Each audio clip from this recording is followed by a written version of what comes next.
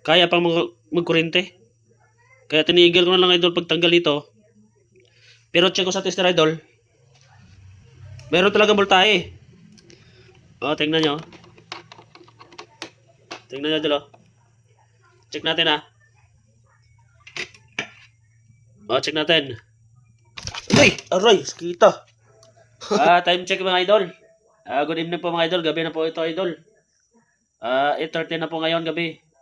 Check ko idol yung power imer ko. Tingnan nyo idol o. O. 8:30 na yun idol ah. Pero may panel, yung panel may voltahe pa rin. Kita yun idol o. Dahil yan sa maliwanag ang buwan. Pero may voltage pa rin siya nasagap.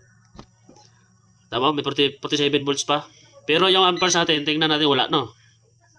Walang amperes, walang watts. Walang watts, walang ampere. Kita nyo? Kita nyo? May 47 volts pa.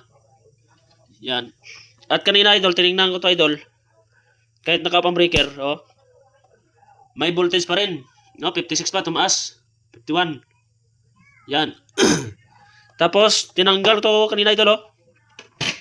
Tinanggal ko dito. Kasi, may voltahe, kaya tinanggal ko. Try ko bunutin, baka masira yung breaker. Tinanggal ko to idol. Ni-screw ko. Pag screw ko idol, kurente ako. Malakas pa rin pala yung kurente. Kahit na ganyan lang, oh. 49 volts, 50.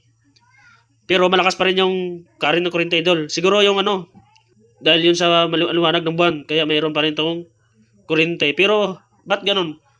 Oh, 49 volts lang, pero kaya pang magkurente. Kaya tinigil ko na lang idol pagtanggal dito. Pero check ko sa tester idol. Meron talagang voltahe. O, tingnan nyo. Tingnan nyo idol, oh. Check natin ah. O, check natin. Uy! Aray! Kita! Kita! Oh, kita mo pagkagat. May kurente pa rin. Ang sakit. Yung kurente pa rin idol. Tingnan nyo idol. Kahit na 50 volts lang na yun idol. Pero nang kurente pa rin idol. Grabe. Tingnan nyo. Para na matakot ako tuloy. Ayaw ko na maulit. Woo! Ito, tingnan nyo. Ganun pa rin. Walang takot. Yan 49 volts lang. Pero lakas mong kurente.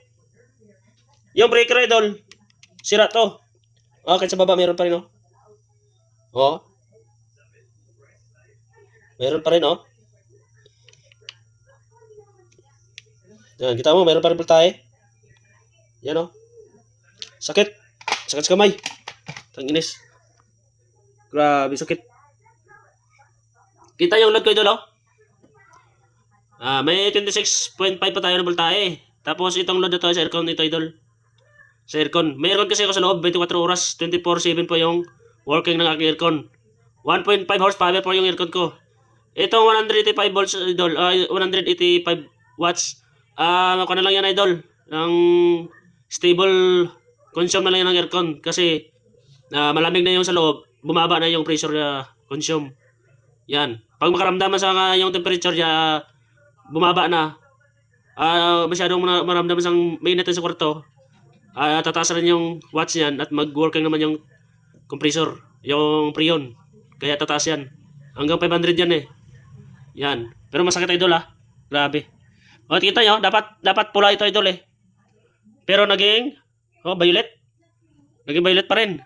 Kasi may nakuha pa rin siya ng voltahe mula sa panel. Itong breaker, kaya tinanggal ko sana ito kanina. Kasi gusto ko malaman kung masira talaga itong breaker. Kita mo naka-down naka-down. Pero wala pa rin Yan, ganoon pa rin. Kaya kanina tanggalin ko sana to. Nakukurente pa rin. Nakurente ako kahit sa 50 volts lang. Kita nyo naman kanina, nakurente ako.